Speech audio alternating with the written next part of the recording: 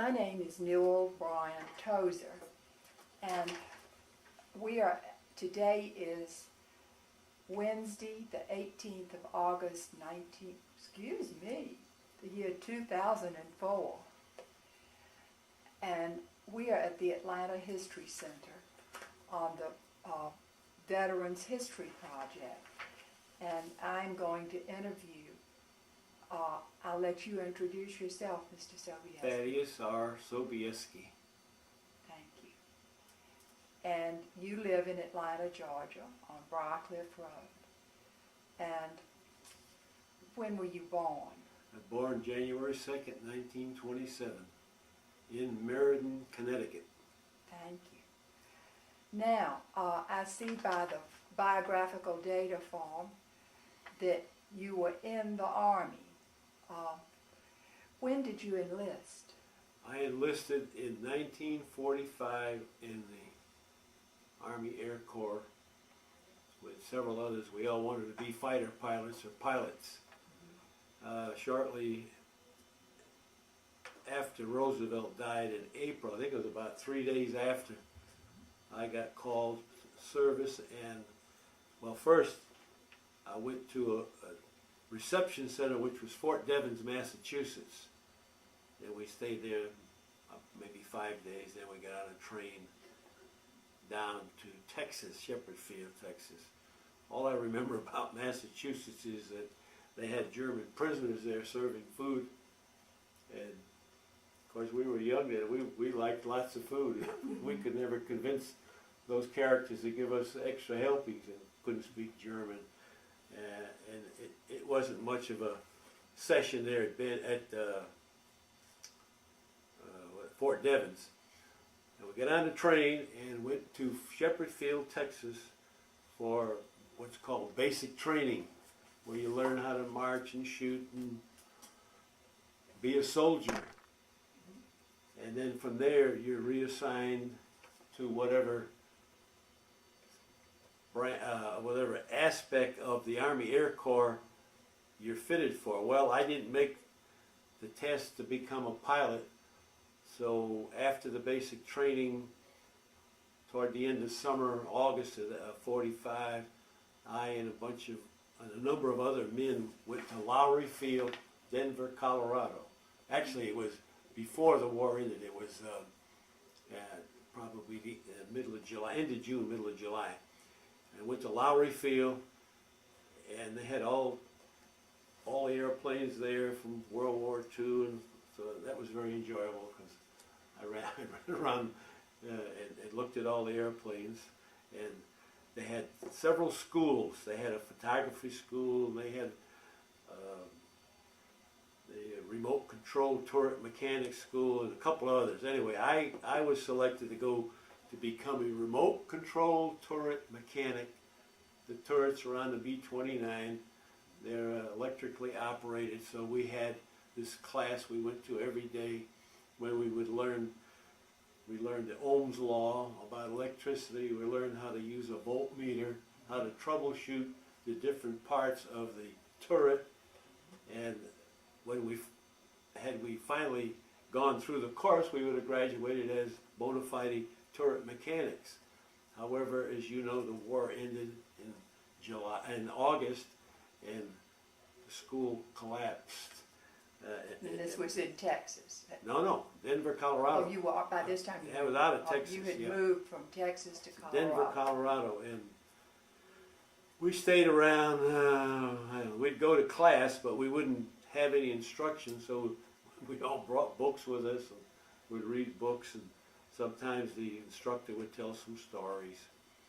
And I tried to become an officer then, and I went before a board, and they wanted to know why I wanted to be an officer, go to OCS, right, Officer Candidate School, and I told them, well, I just thought I had what it takes to be an officer, but I didn't pass, whatever the reason was. I was just figuring out you were just 18 years old. Yeah, 18, right. You were only 18 years old. And that was one of the things they emphasized, that I was young and I'd be mixing with older people, combat veterans, and I just kind of shrugged that off, and I said, I thought I could make it.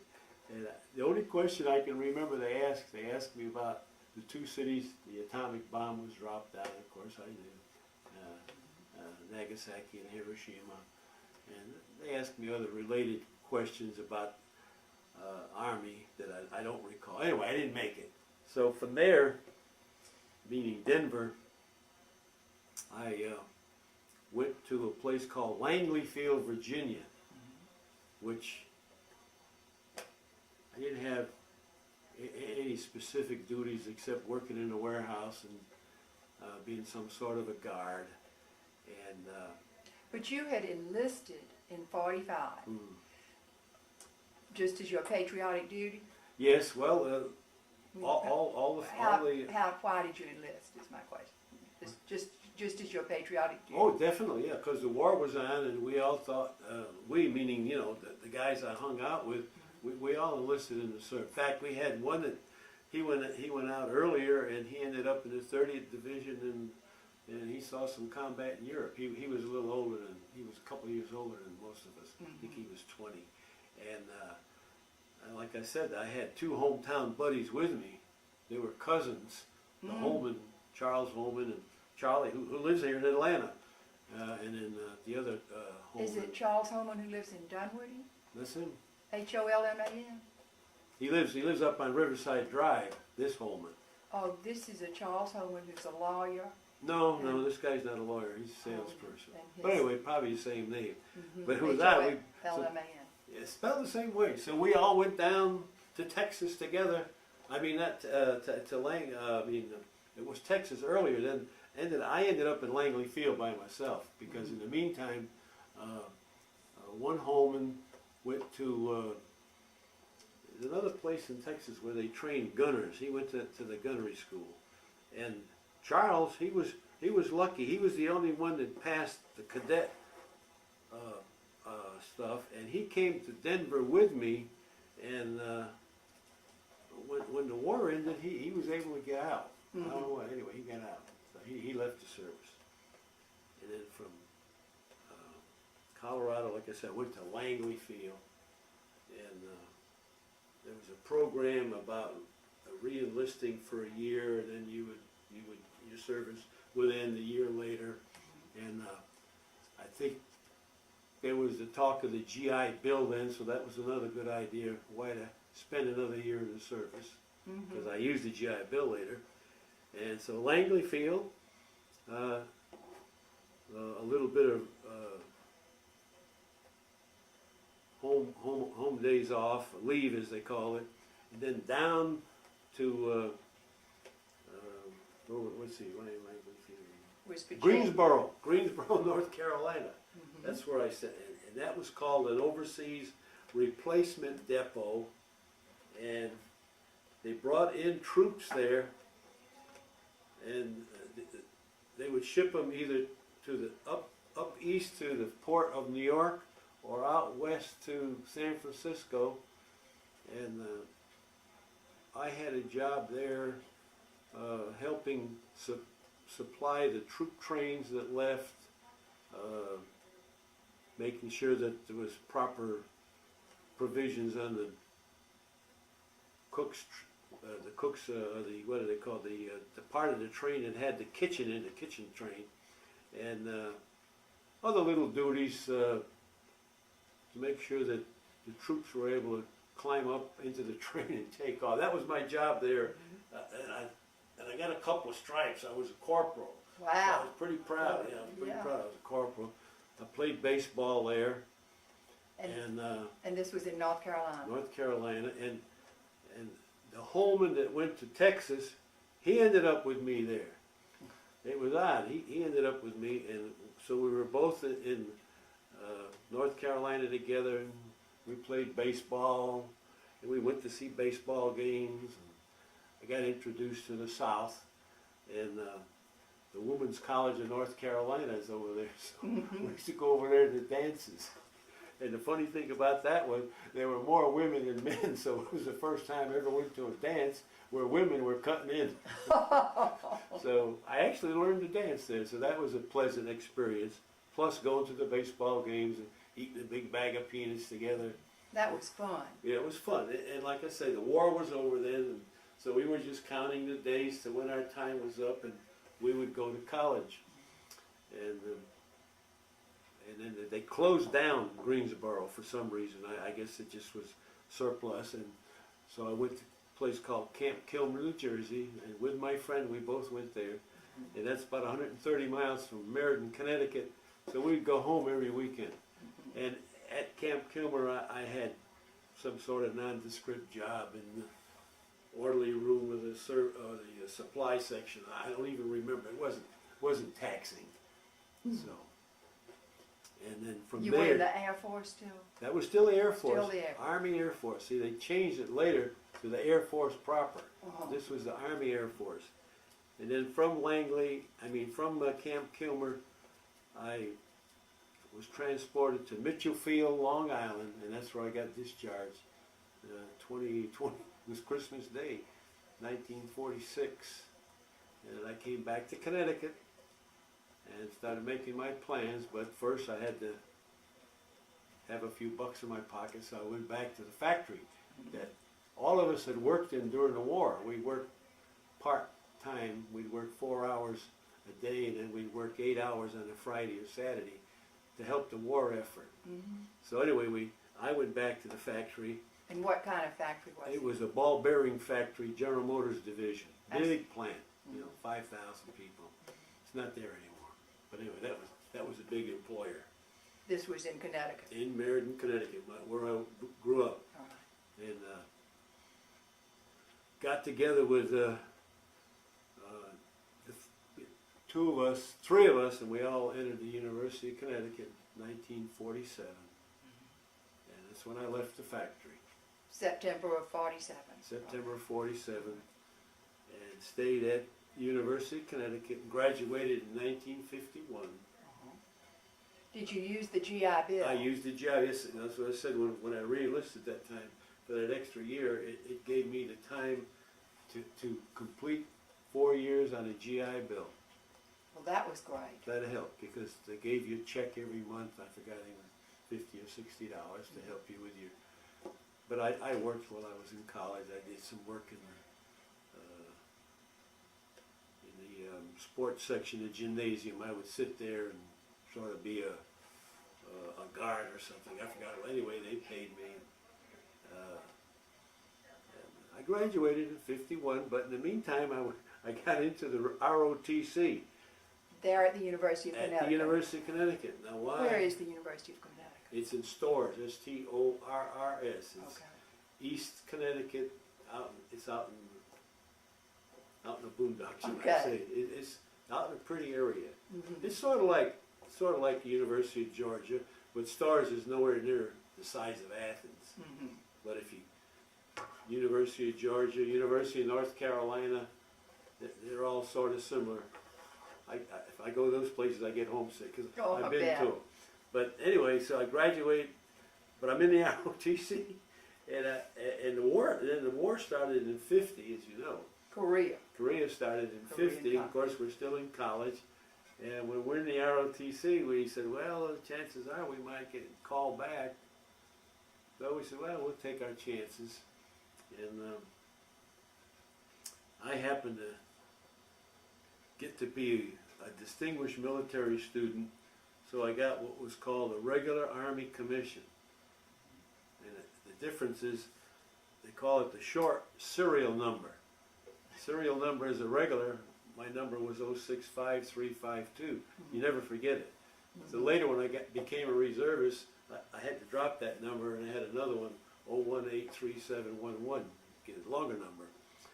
So anyway, I get this commission, and the colonel tells me, well, Sobie, you'll be going down to Benning, and chances are you're going to go to Korea. So well, I said, okay, if that happens, that happens. If Uncle Sam calls me. Yeah, well, no, I was in then. You were in the reserves. I was in active. When I graduated, I got an active commission. Actually, before I right after I graduated, we went to let's see, what is that place? It's Fort Meade, Maryland, and we were there for 6 weeks, which was pre-commission training. some more learning how to shoot, learning how to be an officer and how to march and call out orders, this and that. And then when you, at the end of 6 weeks, you get your gold bar, you're a second lieutenant. And like I said, I was a regular, but all of us went into this active duty then from Fort Meade. Okay. But we went to different branches. Mhm. I went to the infantry branch, and I had a good fellow that played football with me.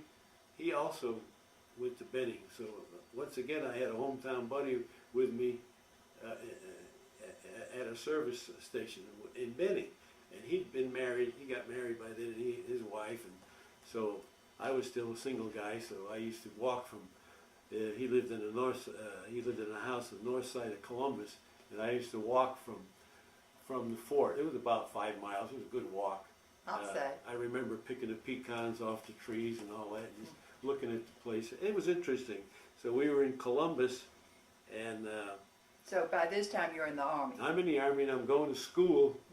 They call it Associate Officers Infantry course, where once again you learn the specifics on how to run a company, how to be an officer, how to set up your supply books, some more weapons training, map reading, tactics, night courses. And one funny thing, I remember one night where we had a course on mortar firing, and one of the guys, I'll never forget, he was from Oklahoma. He said, I forgot his name, and he said, Sobie, he said, I got some tobacco here. I said, I don't smoke and I don't chew. He said, oh, this has got apple juice in it. He says, why don't you try some, you know? So he talked me into it. So I take a chaw, and I'm chewing that junk, and some of it went down. You're not supposed to do that, see? And I got sick as a dog. Oh. And when that class ended, you know, I headed for the tree, and they all laughed. They said, the Yankee got sick on tobacco, too. That's the last time I ever chewed tobacco. Absolutely. So that was funny there at Benning.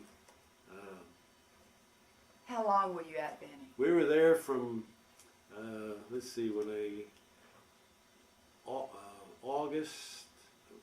August through to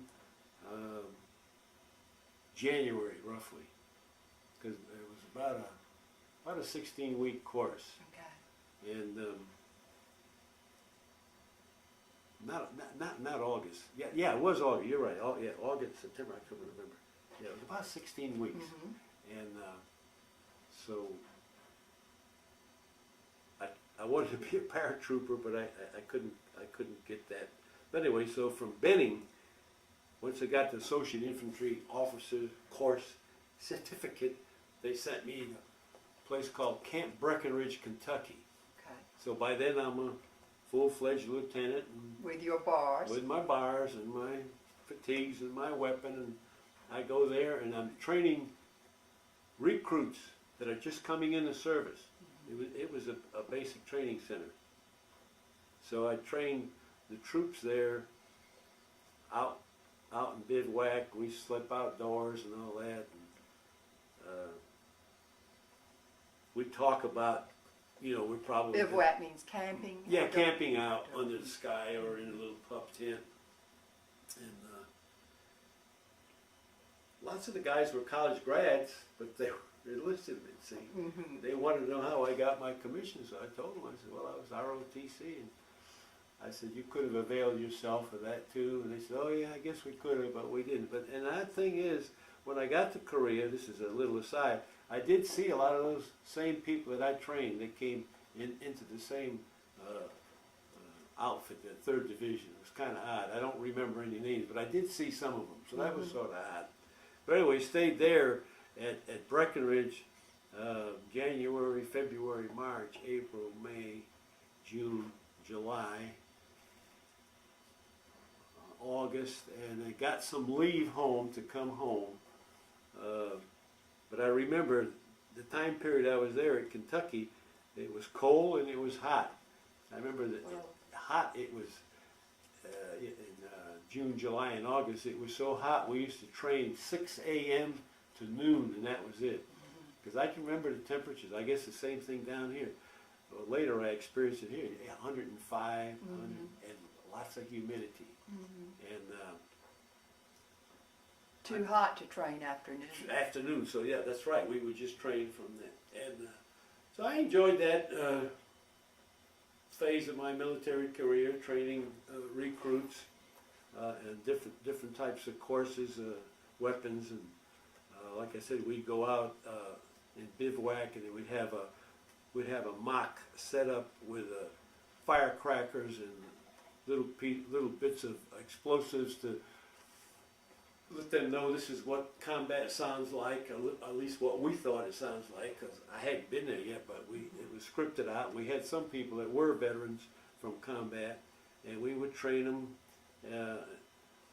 night work, how to go up a hill and how to maneuver around and not get yourself hurt. And from there, I got my leave, and I drove home back to Connecticut, and told the people, well, I'm on my way to Korea, and so drove my car home and sold it because I didn't need a car. And I got on the plane, and we went from New York to Minneapolis, and then from Minneapolis to Seattle. But at Seattle, stayed there for a week for some reason. Fort Lewis, which was very nice. Didn't have anything to do. You went with your company? No, just by myself. Just by yourself? But I'm with a group of men. Yeah, I'm not with any outfit. I'm just what's called a replacement, individual replacement. So I'm with a bunch of guys, or a packet. I don't know if they use that word there, but we were all replacements that were going to go to someplace, some unit in Korea. But for some reason we stay in Seattle for a week at Fort Lewis, which was very enjoyable because Seattle's a beautiful city. Learned how to eat fresh salmon, which I never ate before, and I really liked that. And I remember Seattle was a real pretty city. It's a beautiful city. Terraced and all the little homes and the flowers. It just really impressed me. I got to go back there someday. I haven't been back. So after a week at Fort Lewis, we got on a plane, and we're going to go to Korea. So the first part of the leg of the flight is to Alaska. Then from Alaska we go to the Aleutians, an island called Shemya. But we couldn't land, so we had to come back to Alaska. Oh. And lay over one night, sleep, have some chow, goof around. Anyway, get back on the plane, and we're able to land at that Aleutian island, Shemya, to refuel, and then from there into Japan, Tachikawa, Tokyo. We land in there, and so you're in Japan, and you don't have any time off, but you do see the place. And then from Japan, we get on a train, and we go from Tokyo, we go down the center of Japan, and I remember going through the old capital, Kyoto, and I think we went through Nagasaki, and so we were looking to see if we could see any of the bomb, and some of the poles still had the burning effect on the poles. And so from there, I went to a place in Japan for another stop for 2 weeks at a place called Gifu, and we're there to learn how to use and learn about atomic and biological and chemical school. That's what they call it. Chemical, biological, radiological school for 2 weeks. And it was in this place called, it's pretty sure it was Gifu. And we were living in the barracks that were occupied by the kamikaze pilots. At least we were told that. So that was interesting. And we got to go to see the Japanese with their cormorant fishing, where they use a bird to catch fish. They call it cormorant. I think it's C-O-R-M-A-R-A-N-T, cormorant. And the birds would go in there with their beaks and grab the fish, and then they take the fish away from. We saw that,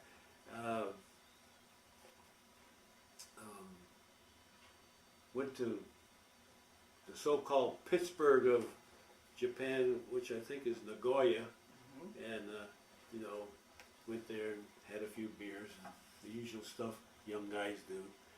And from finally after that 2 weeks, went down to a place called the port, Sasebo. And from Sasebo to Korea. Where in Korea? Well, it became in Incheon. Oh my That's the goodness. port. Yeah. And so from Incheon, you land there, you get off the ship, you get on another train, and they're going to take you to.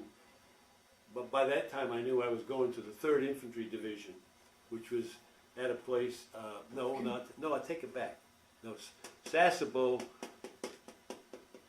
We didn't go to Incheon. Scratch that. From Sasebo, we went to Busan, Okay. which is at the southern part. That's where I came in. Okay. And we come to Busan, and there it is, Korea. Smells different than Japan. Does have 2 different odors. And we were there about 1.5 days, waiting to go up to where we were going to be assigned to the 3rd Division. And I remember the city was full of people naturally, because so many had come down when the war was, when they were moving up and down the peninsula. And I remember the women had these flowing white robes. I forgot what they called them, but the contrast was they were so neat looking with their white robes, spick and span, and then all this desultory stuff around, and the trolley cars everybody was hanging on, just like the funny papers, chock full of people. And so that was my impression of Busan. And we also had time, we went to the military cemetery where they have Americans buried. And then from there, okay, on the train and go up through Korea from Busan to a place called Chuncheon. And that's where the 3rd Division had a reception center again. I guess that's about what you would call it. And you got assigned there to a particular regiment. So I got assigned to the 7th Regiment, which was one of, let's see, they had 3 regiments then. So they had the 7th, the 15th, and I think the 30th, but I'm not sure of that. No, 65th. The 15th, 65th, and the 7th. 65th being Puerto Rican. They were all Puerto Rican people, American citizens, but from Puerto Rico. So that was, we used to refer to it as the 65th. 65th. And so I got assigned to the 7th, and you get in trucks, they take you up to the regimental headquarters, well actually the division headquarters. And one interesting thing there, I had breakfast with General Eisenhower's son. He wasn't eating with me, but I know he was over there because I recognized him. And so he came to Korea about the same time I did. And of course he was a major by then, and he ended up in the division headquarters. And He was a West Pointer. oh, he was a West Pointer, and he had his majority. I'm sure he was a major. And I just checked after to find out where he got assigned. He got assigned in division headquarters, and so being the rest of the guys, we went up to a rifle company. So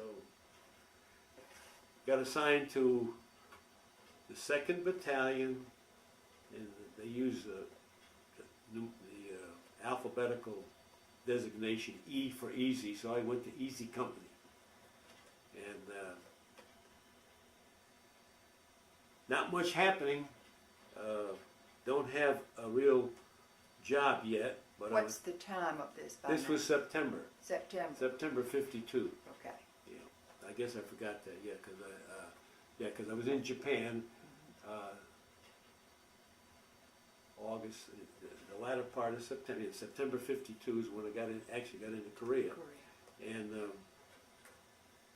we're hanging around in the company, but I didn't have any specific duties. And company was what they say on line, where the trenches are, and if you look north, that's where the enemy is. And but nothing happened, no kind of action. Because I remember this Lieutenant Culpepper, he was a colored guy, and have more to talk about him later. And we're up on the front line. All of a sudden he says to me, he says, Sobie, he says, this is combat? He thought he'd be seeing bullets flying all around like you see this. I says, well, it just happened to be a lull period, which there were lots of lull periods. They weren't always shelling or fighting or doing things. So we're there a couple days with no duties, and they say, okay, we're going to go offline, and we're going back to what they call Division Reserve. And we get in these trucks at night. It's a hellacious ride down the hills and that. You don't really see it. I guess if you saw it, you would have gotten frightened. But anyway, so finally, after about 8 hours at night on these trucks, we come into this big field, and the battalion is setting up with its tents, and it just looks like a big mess of horde of troops and trucks. And I'm saying, geez, what is this thing ever going to get to where it's organized? But little by little, it got organized. Up went what they call the fly tent. That's the cook's tent. So the stove started working, and we got something to eat. And then the other tents went up, the other tent where you slept, and little by little, there was organizing. So that was our area for, let's see, that was the first part of, by then it was the first part of October. The weather was kind of nice. It was sort of like right here now, 85 degrees. And I was given the job of executive officer. I don't know why. I thought I would be a platoon leader at first, but they needed an executive officer because the other officers' time had already been to the point where they could rotate home. So they went home, and Sobieski was the executive officer, which meant I was second in command to the captain.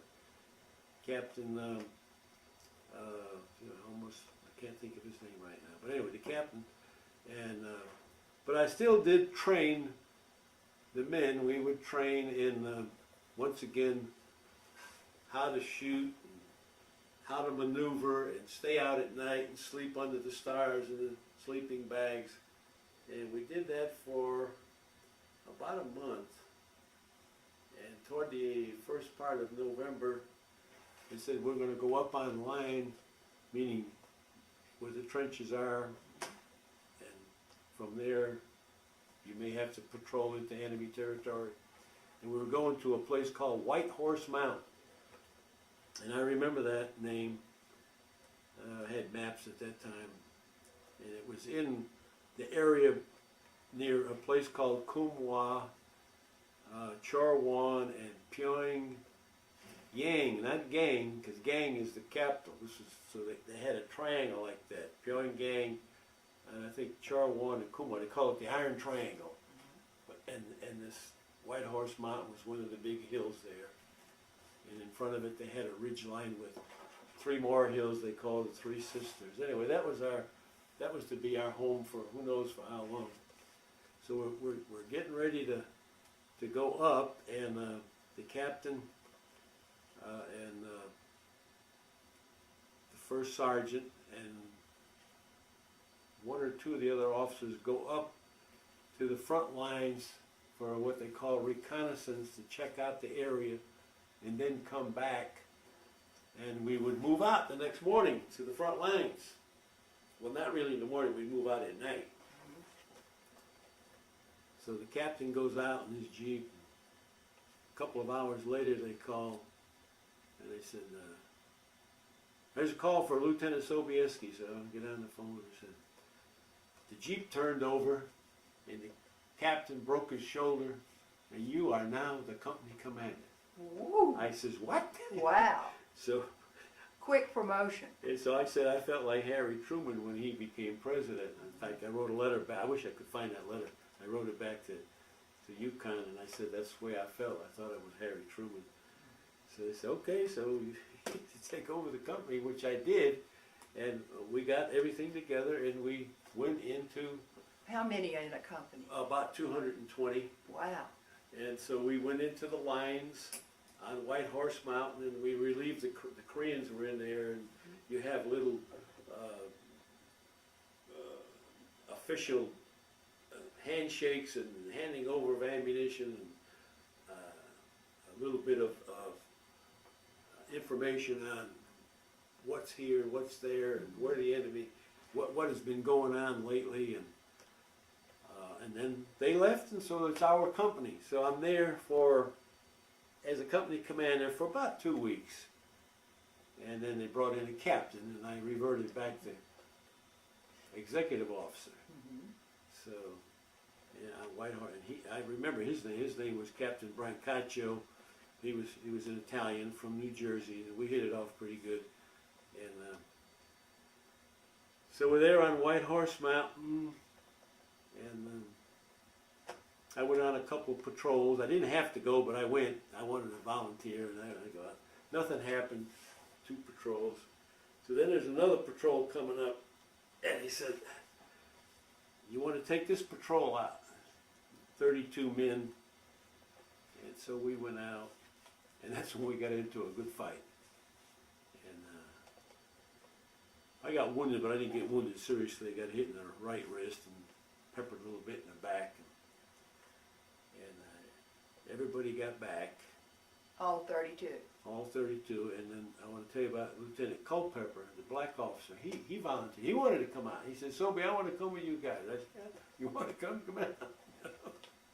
So we go out, and that poor guy got hit with I think he got hit with what we call potato masher grenades. It looked like a big gourd, and he got both his legs compound fractured.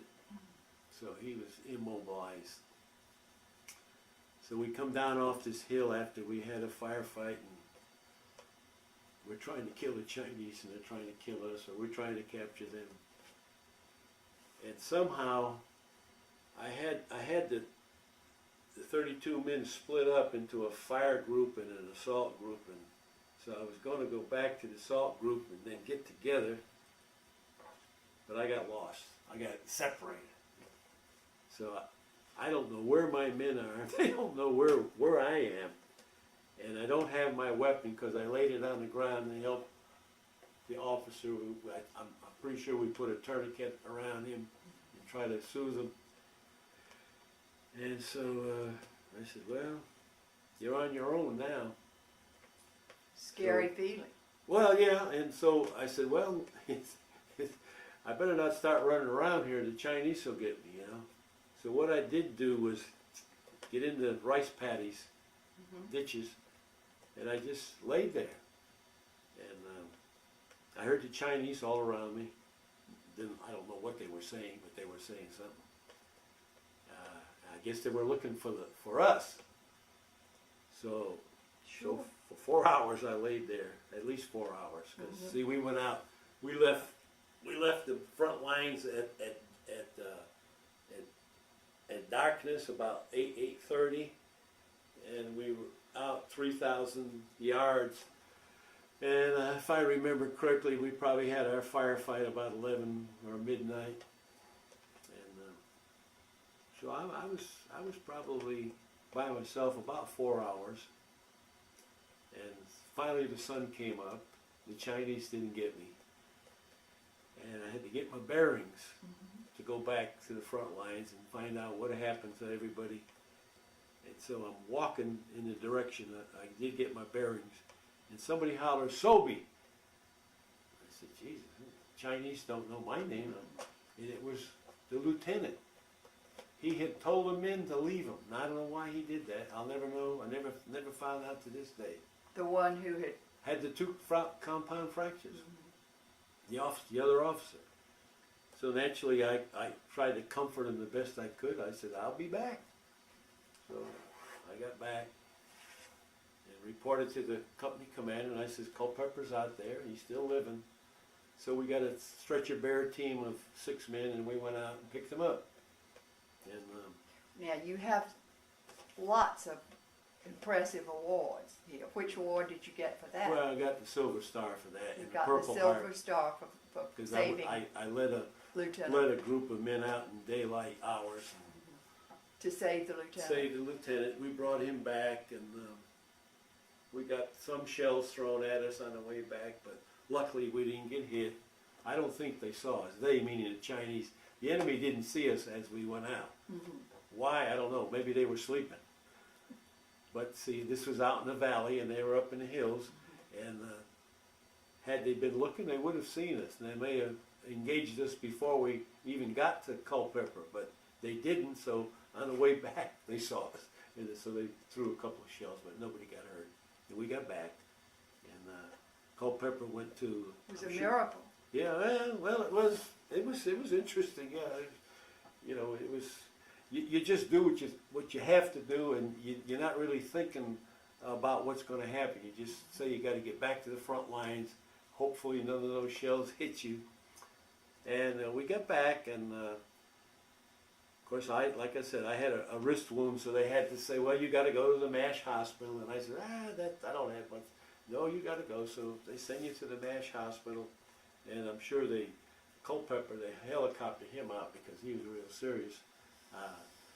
Anyway, I ended up in the MASH hospital, and the only thing I remember there is they asked me, am I allergic to pentothal? And I said, I don't know whether I'm allergic to anything. So anyway, they put you to sleep to clean your wound out.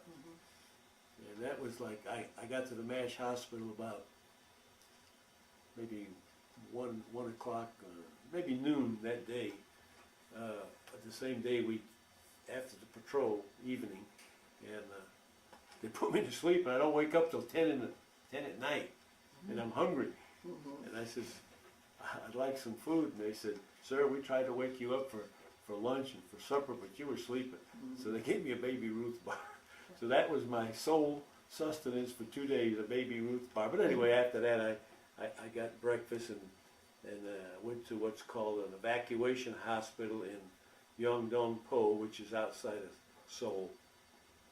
And I saw Culpeper there, and he was really hurt. And he didn't have too much to say, but he was glad that that we came out and brought him back and all that stuff.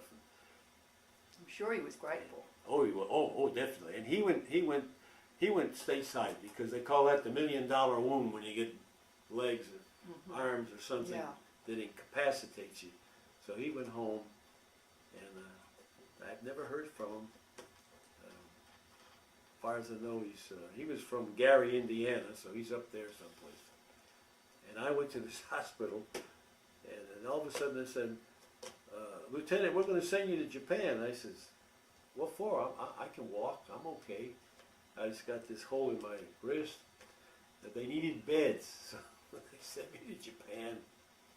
So I go to Japan to a hospital there where they take care of you. And so I'm in Japan for about a month. This was, I got wounded November 30th. I'll never forget that. No, So I'm in Japan Christmas Day and into January of 53 now, 52, 53.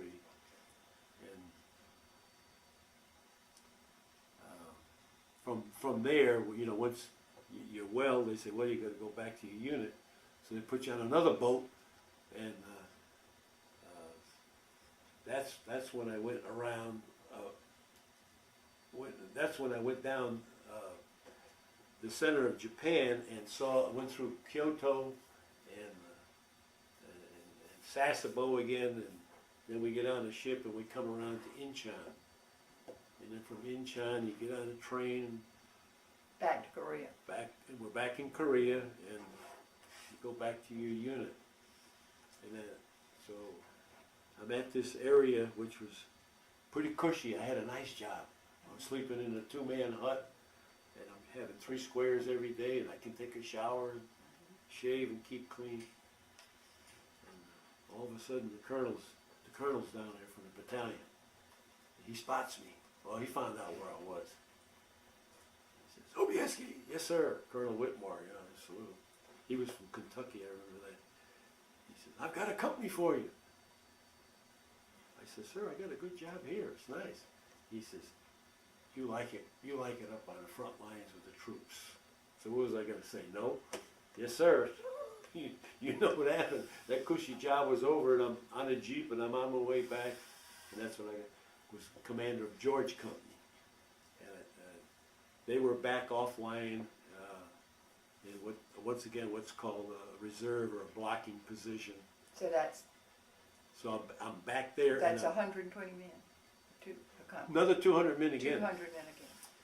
But I'm there to take over the company and coordinate with the then commander, and he was a fellow from South Carolina. Let's see, I used to remember his name. Let's see, what is his name? Anyway, I knew he went to Presbyterian. He told me because he was a tennis player. I understand that's a good tennis school. And we took over the company, and he rotated out. Oh, that tape just went off. That one? Yeah, something snapped.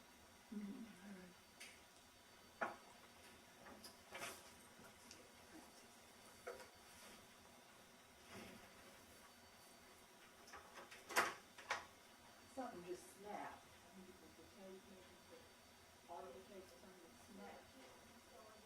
Okay, don't worry about it. Okay. Click.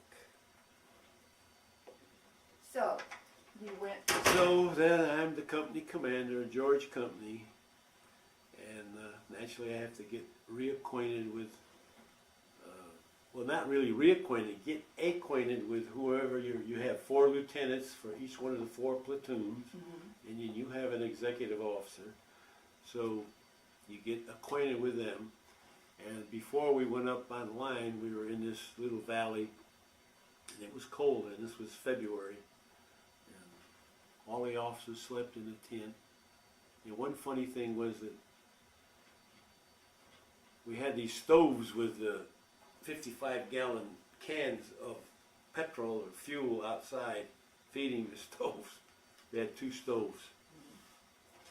And the fuel would run out at night. And it was sort of funny. All the officers knew that I'd get up, put my boots on, and go out there and put a new can of oil on. So I used to do that, and I got a kick out of that. So we stayed there for about, let's see, February. And then we moved to another area which was closer to the front lines.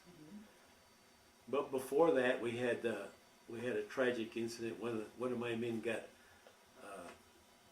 accidentally wounded. He was in his tent, and another soldier was down at the other end of a tent with a weapon they call a Browning automatic rifle, or BAR. And you're supposed to know that you never put an ammunition clip into the BAR with the bolt back, because if you do, the bolt's going to come forward, pick up a round, and discharge. So this soldier did that, and unluckily he hit a soldier at the other end of the tent in his thigh. Make a long story short, the poor guy died. So that was my first exposure to something other than, my patrol action and all that. But now I'm a company commander. So I have to, report that. It's not a good day. The corpsman in the company, the medical guy, we call him Corpsman, and he was all upset because he said, Lieutenant, I did the best I could. I tried to stanch the blood, and I told him, don't worry about it. You did the best. They helicoptered him out, but loss of blood and shock, and the poor guy died. Tragedy. Yeah, very tragic, yeah. So we're there, like I said, then we move into another place, which is just behind the front lines. Behind a hill called Boomerang, because it's shaped like a boomerang. But we're back behind it, and all we can do there is keep the weapons clean, and just generally try to keep sharp, because we know we're going to go up on the front lines in a few weeks. And so I had an officer named Jerry Jackson from Texas, and then my executive officer was Jones. I can't remember his first name, but I knew he went to North Carolina State, and he was from Philadelphia. So he was very intelligent, but he was a guy that probably took chances that he probably should not have taken. But anyway, he, in fact, well, I can say this about him. When we were on White Horse, he went out on the Three Sisters, and he was searching all these dead bodies and getting a bunch of Chinese money. And I said, Jonesy, I don't think I would have done that if I were you. You know, I wasn't his commander then. I was just another officer with him. And he said, oh, I just wanted to get some of that stuff. I said, well, okay, that's your business. So he's my executive officer, and we're in this position right behind a boomerang. So he said one morning, he said, Sob, I'm going to go up on the front lines with Jerry Jackson. We're going to go take a look at some pictures. And this is real tragic. They both got killed when the Chinese fired some mortar rounds in and knocked Jackson and Jones out. And I had to go identify them, naturally. So that was sad. I lose two officers in one shot. And You had quite a few tragedies. well, it's combat. You're going to have that, you know, like you read about the stuff in Iraq. And so when we finally go up on the line, once again we relieved the Koreans, and we're on this thing called the boomerang. So I got my whole company there, stretched about maybe 1,000 yards, 200 men. They're in the trenches and their little fighting holes, and they have sleeping bunkers in back. So at night, we're on the alert all during the night, because that's when the Chinese, if they're going to attack, that's when they come. They don't come in the daytime. We get some shelling. Some days we don't get any shelling. We go by 7 days, 8 days, no shelling at all. We send some patrols out. I don't go on those patrols, but I'm now the commander, and I'm picking people to go out. And one funny story, had a young fellow he was from Brooklyn. All I can remember, he's from Brooklyn, and he had an Italian name. And he came up to me, and he went through the first sergeant. He wanted permission to speak to the lieutenant, the commander.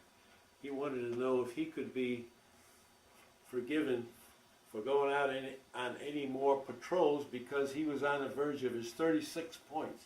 He got 36 points. You rotate.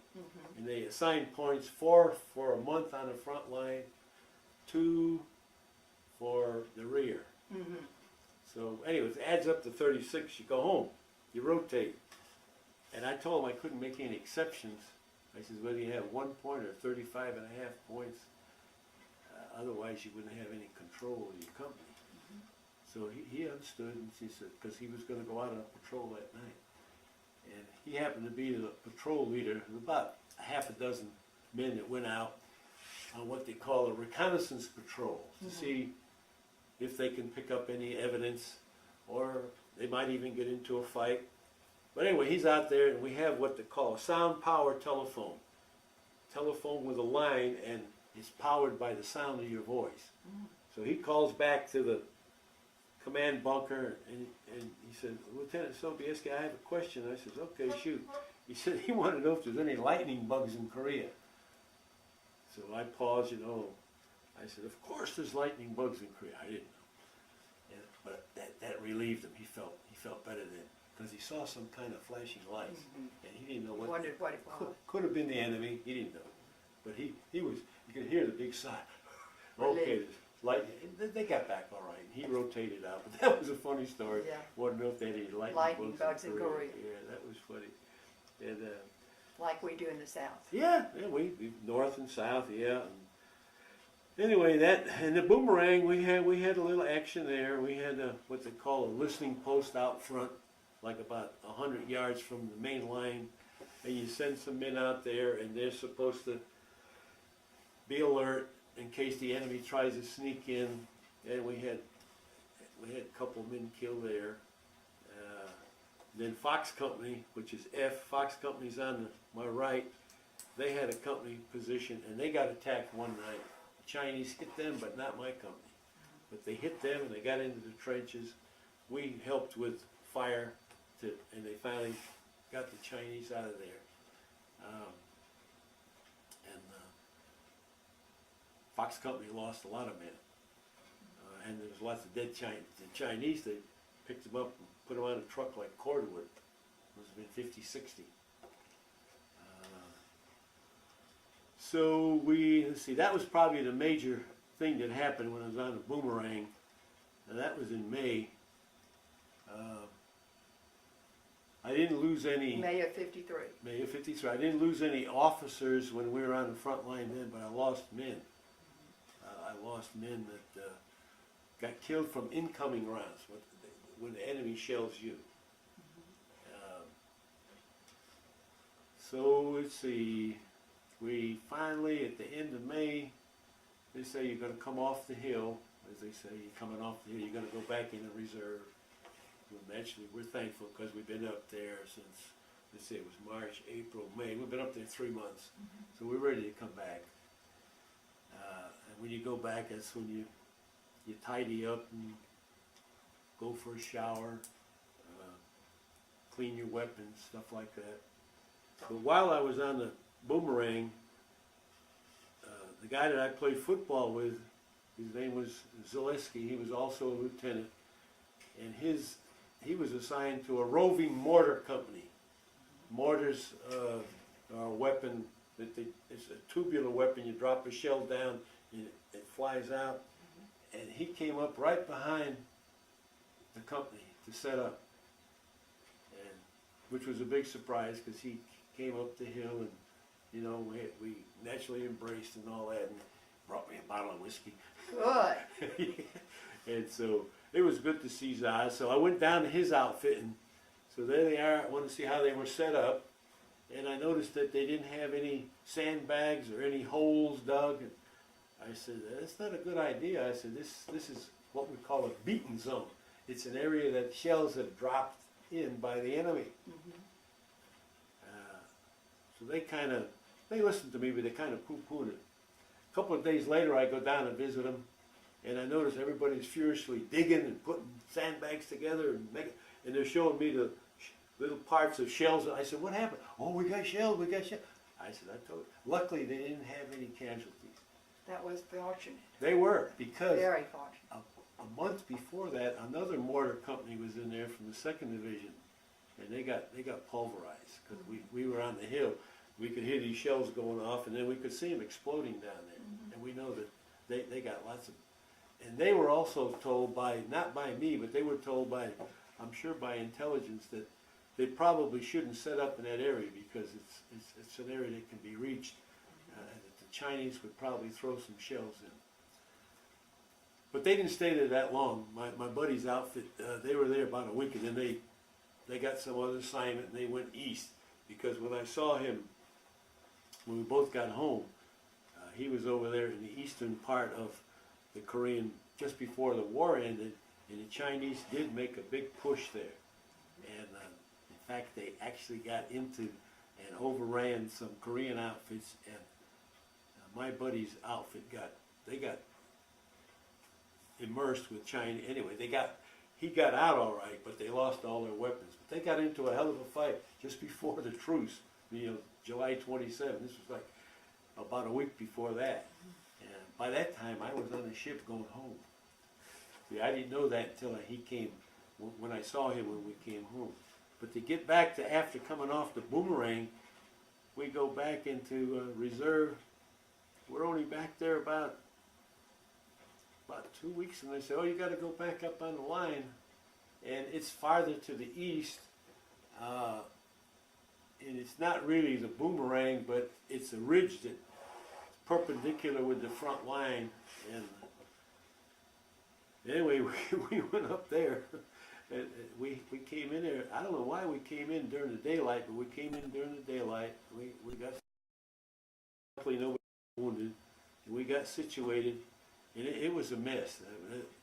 All the holes were the bunkers and the fighting holes were all caved in, and there were still lots of dead bodies there. The Koreans, maybe some Chinese, And because that was the area that, which was beyond where Fox was, where there was lots of fighting when Fox Company got hit. So we stayed there, and we weren't there too long. We only had to stay there a couple of weeks. And the only sad thing happened there was I shook a man's hand. It was in sort of dusk. I don't even remember his name. I think he was a black guy, and I shook his hand and welcome to the company. And that night, some shells came in, and the poor guy got killed. They wasn't even in the company one day. So we're up there about two weeks roughly, and then we came back. And that was the first. See, we were up there the last 2 weeks of June, and then first part of July we're back, way back in reserve, where we're cleaning up, and that's when I started toting my points up. Well, anyway, personnel keeps track of that. And they said, Sobieski, you're ready to rotate. And that meant go home. Go home. So one of the superior officers said, he said, you know, we'll give you your captain's bars. They call them tracks because they look like tracks. Said, we'll give you tracks if you stick around for another 6 months. And I just smiled at him and I said, no thank you. We have a phrase that say, never hachi. It'll never happen. Say, never hachi. And I said something worse than that. I said, I don't need those tracks. I'll get them when I get back home. So I said, I just rotate. Because nobody knew the war was going to end. Mm-hmm. We were kept apprised of what was going on at Panmunjom with the talks and the prisoner switch and whatnot. But so I said, no. So while I was on the ship is when we found out that the truce had been signed, and that was the end of hostilities there. But I told him I'll get my tracks back instead. Thank you, no thank you. No thanks to no thanks. But so that's probably about what happened to me. And I did get the Silver Star for rescuing the officer, and all I know is that was Lieutenant Culper. I was called to go down to regimental headquarters in April of '53, and I said, "What am I going down there for?" He said, "Oh, they're going to decorate you." I said, "What for?" I didn't even. Anyway, the General Smythe, he was the general, Major General Smythe. He pinned the Silver Star on me. And, very impressive.